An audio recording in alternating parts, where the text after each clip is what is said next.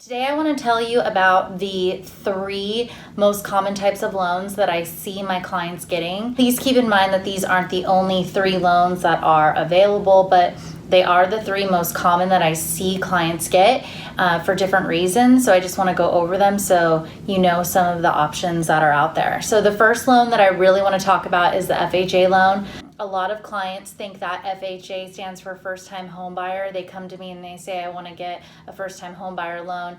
And it's true that a lot of clients go with FHA loans for their first time purchase, but that is not what it stands for. You do not have to be a first-time home buyer in order to get an FHA loan. The FHA loan actually is the Federal Housing Administration, and it's just who insures the loan. The reason why it's so desirable is because you can come in with a lower credit score than some of the other loans, and you can also qualify with a lower down payment than some of the other loans. I see some of my clients qualify for an FHA loan with the credit scores in the high 500s. The guidelines are always changing, but it will go down into the 500s. And also you can come in with a lower down payment, 3.5% of the total purchase price. So it's very desirable for a lot of clients because you can get into a home not having such a high credit score with a low down payment. And the last thing is also your debt to income ratios can be a lot higher. So we'll see people with higher debt qualify for this type of loan because it is insured by the Federal Housing Administration. So it's a little bit easier to qualify for.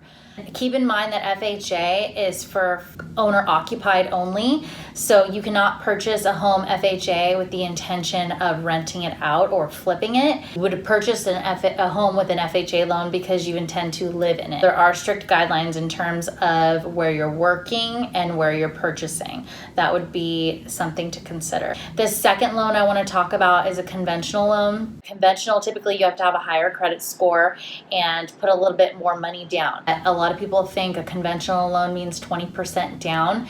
That's not true. A lot of my clients go 5% conventional.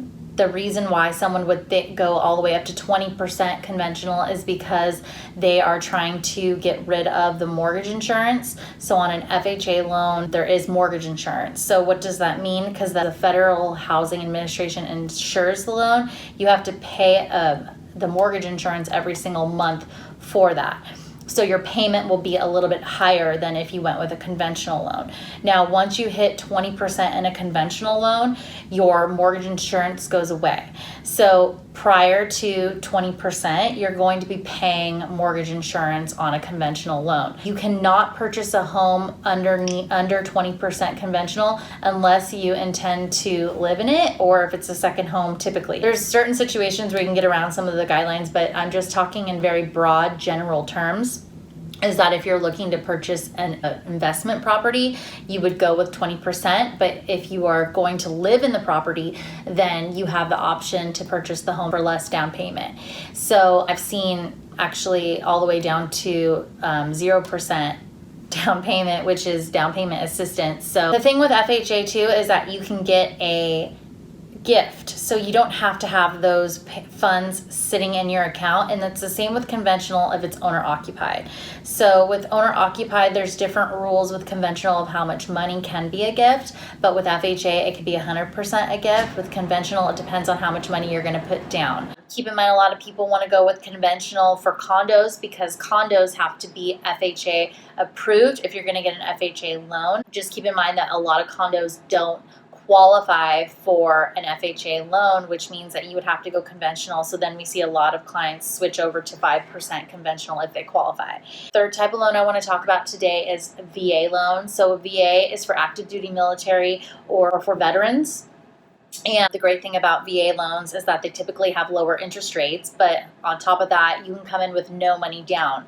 So you do not have to have any money down in order to purchase the property. On VA, there's something called a funding fee. So if you have 10% disability or more, you can get that funding fee waived. A VA loan is probably one of the easiest ones to qualify for as long as your credit score in the 600s for VA.